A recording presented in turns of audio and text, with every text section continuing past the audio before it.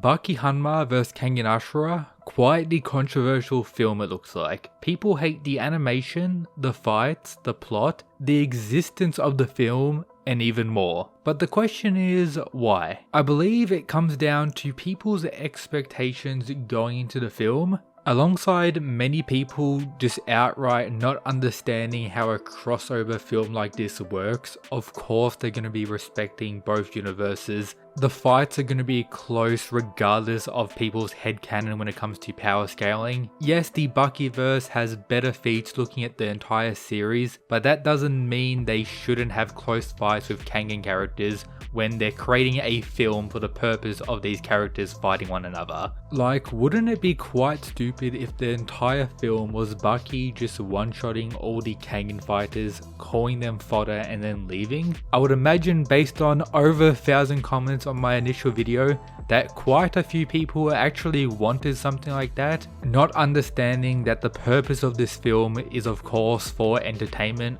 Seeing various characters from two universes that are very similar to one another, demonstrate their various similarities, have some fights, and have some cool moments as a whole. Which, put simply, is why I greatly enjoyed this film and indeed rated it an 8 out of 10. But there are some issues I need to go over. So when it comes to animation, that's probably the most brought up concern or critique.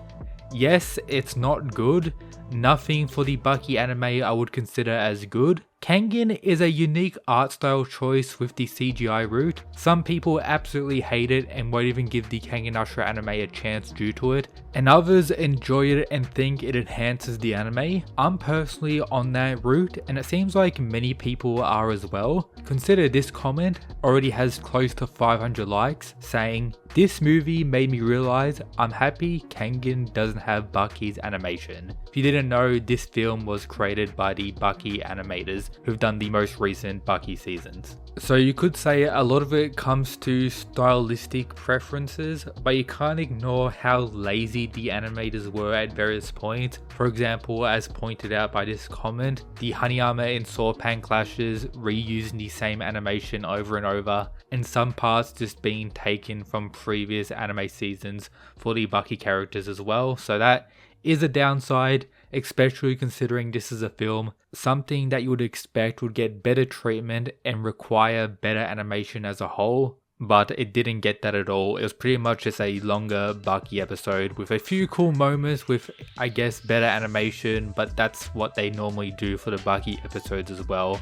So nothing crazy, which if you looked at the initial trailers was kinda expected as well. Once again, the expectations going into the film for me were that the animation wasn't going to be too crazy, while still hoping they did a little bit more, but unfortunately they really didn't. There were many concerns when it comes to the writing of the film, with this guy even saying it was like they just watched the Baki and Kengan like edits where there's like mid-diff, Yujiro appears on the screen quickly, mid-diff, 40 different characters, stuff like that. That's how they wrote that film. Honestly, considering a lot of comments I actually got on this video, it seems like a lot of Bucky fans have only experienced the series in that way, and that's what they wanted in this film. Yujiro coming in, looking at everyone, they all just blow up and that's it. Once again, coming back to expectations, of course a crossover film like this would be full of fan service, trying to show as many characters as possible, get as many interactions and cool moments that connect to both stories. Demonstrated in the fights, Hanayama using the vice grip, a technique from the past. We got mention of his tattoo, how he's built different, the Yakuza. Sawpan getting mention of having the strongest skull in humanity. Them even referencing the crossover manga chapter with Sawpan's father who faced off Orochi in the film, which I thought was pretty cool. The Jack vs Ryan fight, the genetic monster versus the pretty much cheat, the one who's willing to do anything to gain power. Getting to see Ryan unleash his removal in this animation style. Him potentially trying to perform a Alan Wu on Jack, if you know you know. We got a call back to the first series of Baki with Jack performing maxing out, something he's only ever done once and hasn't really been explained in the story. I don't know what it is, something to do with steroids. Perhaps Julius knows as he's the one who pointed out what it was. One of the biggest surprises which I was glad to see. But as a whole, based on the comments, A lot of the, I guess, controversial aspects of the fights connect to Jack vs Ryan. Of course, Ryan being the winner due to, I guess, choking out Jack for those 4 seconds before he got up, being declared the winner, which didn't really bother me at all. Right as they continued their battle, Pickle invaded, and then the fight was pretty much called off. Considered a win for Ryan, but technically not, as they could have kept going. So Jack doesn't accept it as a loss, and then that's it. Jack is my favorite character in all of Bucky.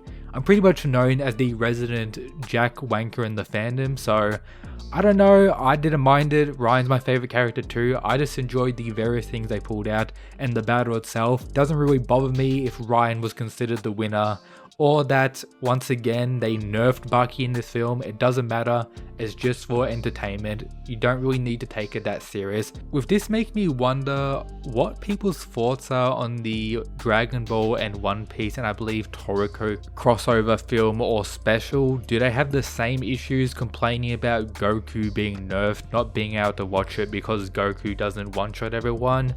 Just silly things like that is just pointed out an endless amount of times. People not agreeing that Kuroki belongs in the same category as Yujiro. So outside of power scaling, on a narrative level within their own series, yes, I would agree with that. Yujiro is viewed as the strongest by everyone, no one even considers doubt in that factor.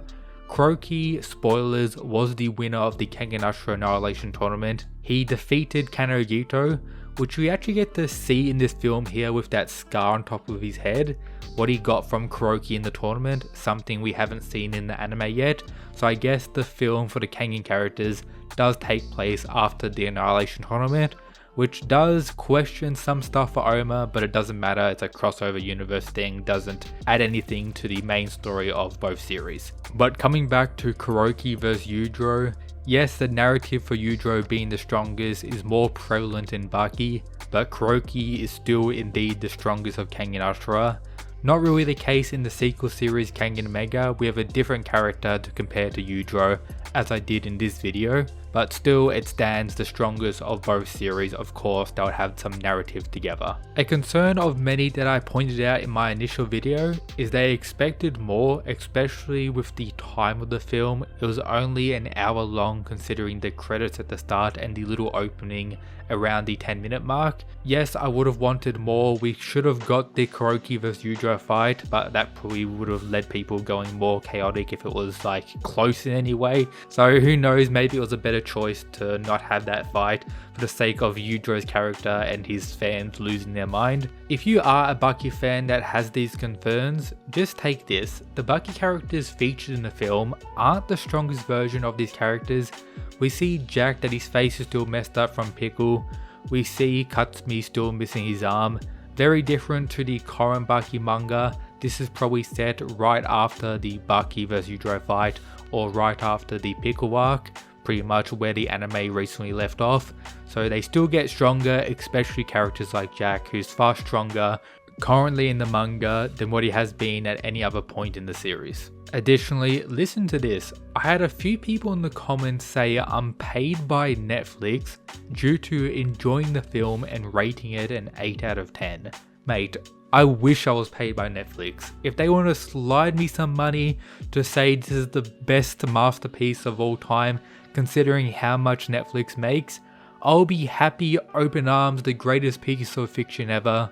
But unfortunately, that is not the case. I'm just a fanboy who's been talking about Bucky and Kengan for years on this channel, going into detail about various matchups, some we actually got to see in this film, making it an incredibly fun watch for me as a fan who's going to continue talking about both series on the channel here, so subscribe.